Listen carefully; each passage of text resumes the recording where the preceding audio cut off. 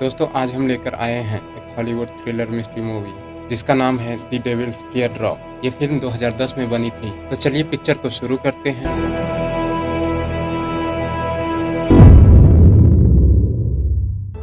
Film की शुरुआत New York शहर की नदी झीलों में सुहाने मौसम को दिखाते हुए होती है। फिर रेलवे स्टेशन को दिखाया जाता है जहां एक आदमी दीवार पर टंगे घड़ी को देख रहा होता है। घड़ी में 12 बजने के लिए कुछ ही सेकंड्स बाकी होते हैं। हम देखते हैं कि घड़ी में जैसे ही 12 बजता है वह आदमी अपने हाथ में पकड़े थैली से एक गन निकालता है और लोगों पर अंधाधुंध फायरिंग करने लगता है। फायरिंग करने के बाद वो आदमी अपनी जेब से कुछ बुलेट्स निकालता है और वहीं गिराकर चला जाता है। हम देखते हैं कि ये बुलेट्स ब्लैक कलर में रंगे होते हैं। अगले सीन में सिटी हॉल मेयर ऑफिस के रिसेप्शनिस्ट को एक कॉल आता है।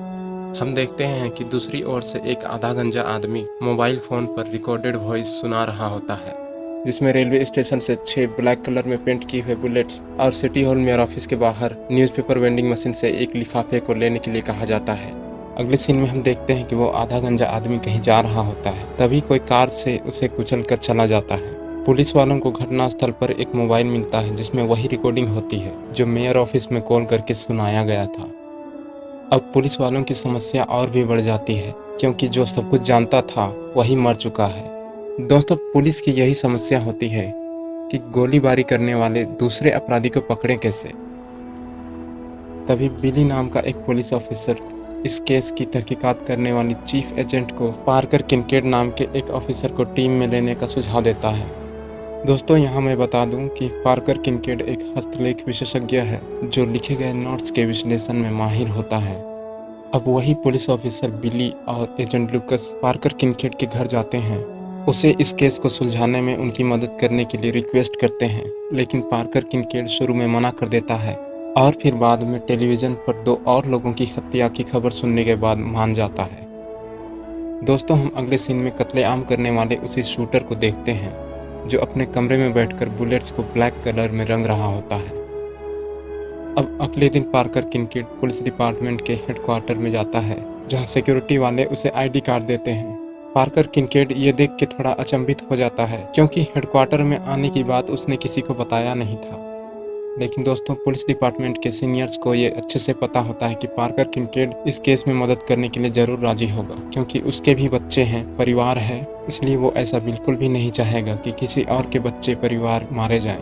हेडक्वार्टर के अंदर जाने पर वहाँ उसे बिली नाम का पुलिस ऑफिसर मिलता है जो उसे बताता है कि लेटर के एनालिसिस के मुताबिक लिखने वाला कोई फॉरेनर है और यहाँ 2 या 3 सालों से है, ज़्यादा पढ़ा लिखा नहीं है और हाई स्कूल में सिर्फ 2 या 3 साल पढ़ा है और उसका आईक्यू एकदम ही बेकार है। लेकिन पार्कर किनकेड कहता है कि आपने लेटर को समझने की बहुत ही अच्छी कोशिश की है, लेकिन ये सही नहीं है। लेखक यहीं का रहने वाला है, लिखने वाला कोई फॉरेनर नहीं है, यहीं का है, बहुत सालों से है, बहुत पढ़ा लिखा है और इसका आईक्यू बहुत ही शार्प। पार्कर लेटर में लिखे हुए शब्दों को दिखाते हुए बताता है कि कैसे उसने पुलिस डिपार्टमेंट को भटकाने की कोशिश की है। असल में वो चाहता है कि हम उसे फॉरेनर समझे। पार्कर ऑफिसर्स को बताता है कि लेटर में एक चीज बिल्कुल कॉमन है और वो है छोटे अक्षर में लिखे हुए आई, जिसके ऊपर बिंदु लगाते समय लेखक ने लकीर खींच दिया होता है। ये आई के ऊपर वाली बिंदु आंसू के बूंद की तरह दिख रहे होते हैं। पार्कर बताता है कि इसे डेविल्स टीयर ड्रॉप कहा जाता है। अगले सीन में हम देखते हैं कि पार्कर बिली के साथ लैब में माइक्रोस्कोप से लेटर को देख रहा होता है। तभी वो कुछ नोटिस करता है और ऑफिसर बिली को बताता है कि ये लेखक की असली हैंडराइटिंग है क्योंकि इस लेटर को लिखते समय उसका हाथ बिल्कुल भी नहीं कांपा।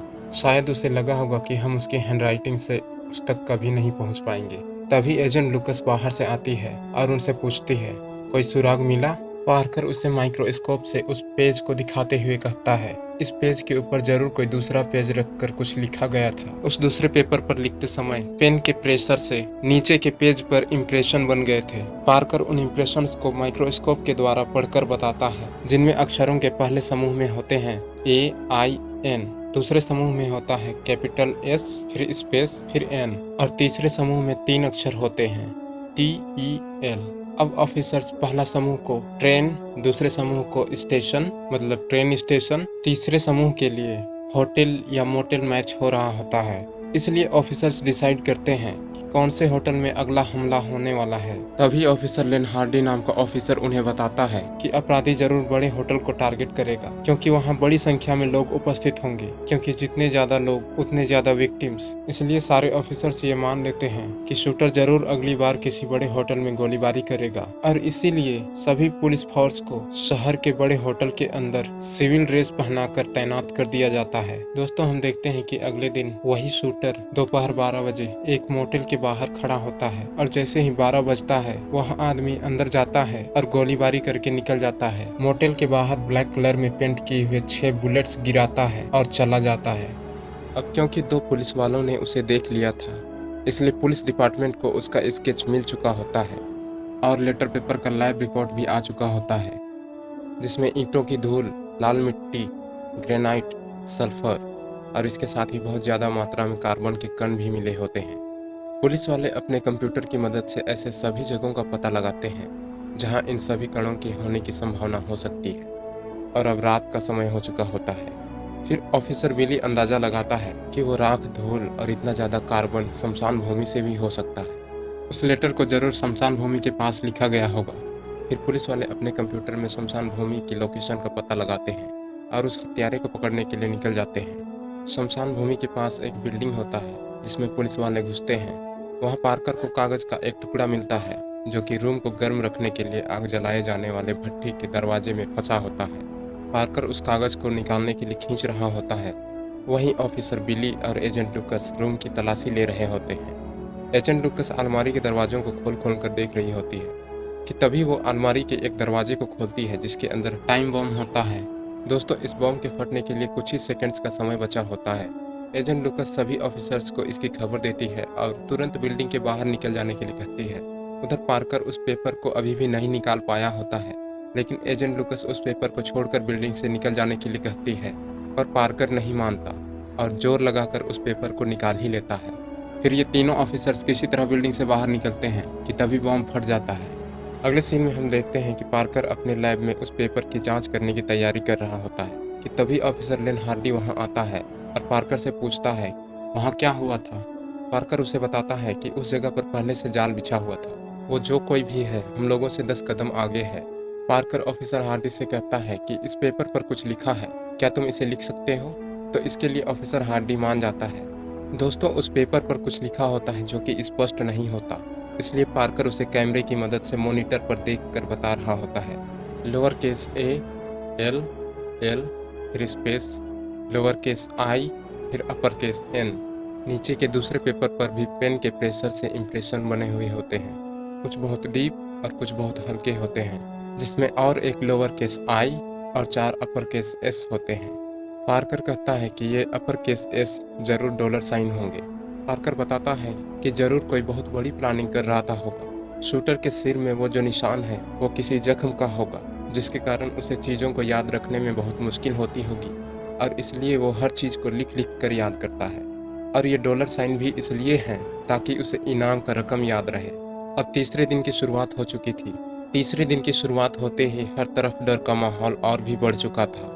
तभी पार्कर कार चलाते समय रेडियो पर समाचार सुन रहा था कि तभी समाचार में बताते हैं कि मेयर ने शहर के लोगों को घर के अंदर रहने की चेतावनी दी है, लेकिन 4 जुलाई के जश्न के लिए उस चेतावनी को सबने नज़रअंदाज कर दिया है। लोगों का कहना है कि वो डर कर अपनी ज़िंदगी जीना छोड़ नहीं सकते। अब पार्कर अपने घर में होता है, जहां एजेंट लुकस के कहने पर ऑफिसर हार्डी भी वहां उसकी मदद के लिए आता है। ये लोग बम ब्लास्ट वाली जगह पर मिली उसी पेपर पर कोई सुराग ढूंढने की कोशिश कर रहे होते हैं, लेकिन उन्हें कुछ भी नहीं मिलता। अब घड़ी पर दोपहर के 12 बज चुके होते हैं।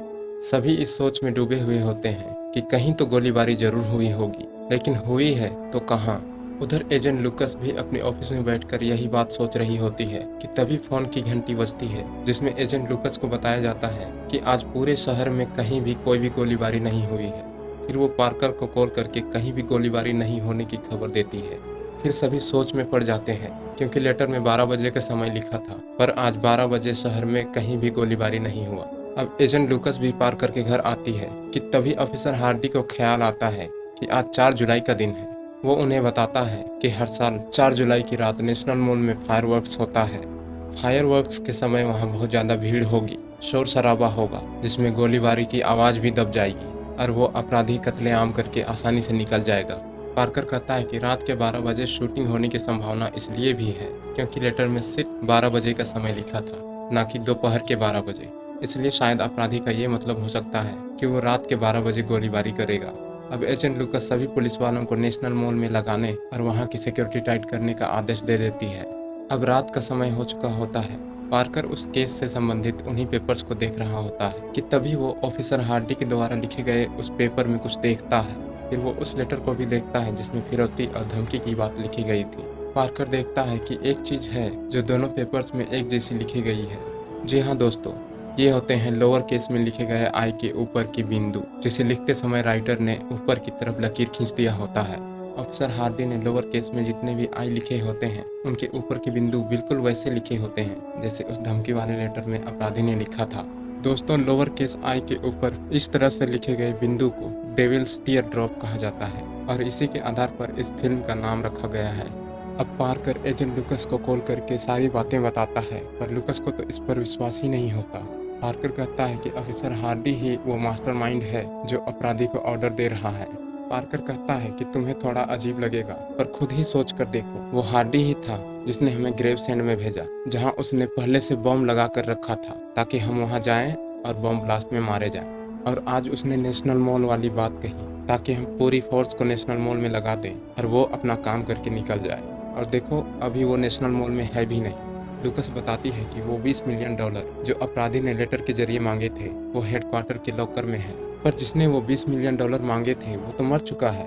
इस पर पार्कर बताता है कि ये सब एक धोखा था, हार्डी ने उसे भी अपना मोहरा बनाया था। हार्डी चाहता था कि हम सोचें कि असली किलर कोई और है और वो अपना काम करके निकल जाए।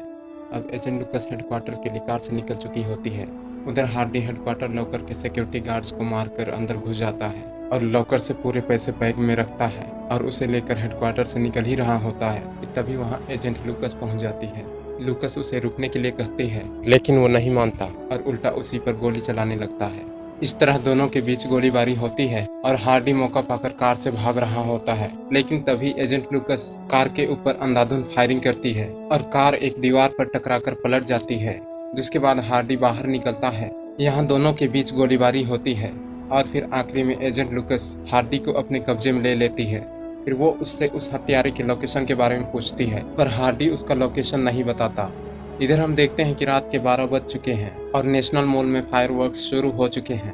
इधर पार्कर किनकेट भी अपने घर में बैठकर टीवी पर वही फायरवर्क्स देख रहा होता है। तभी उसके घर के नीचे से कुछ टकराने की आवाज आती है। पार्कर समझता है कि वो उसका डॉगी होगा और इसलिए वो दरवाजा खोलने जाता है।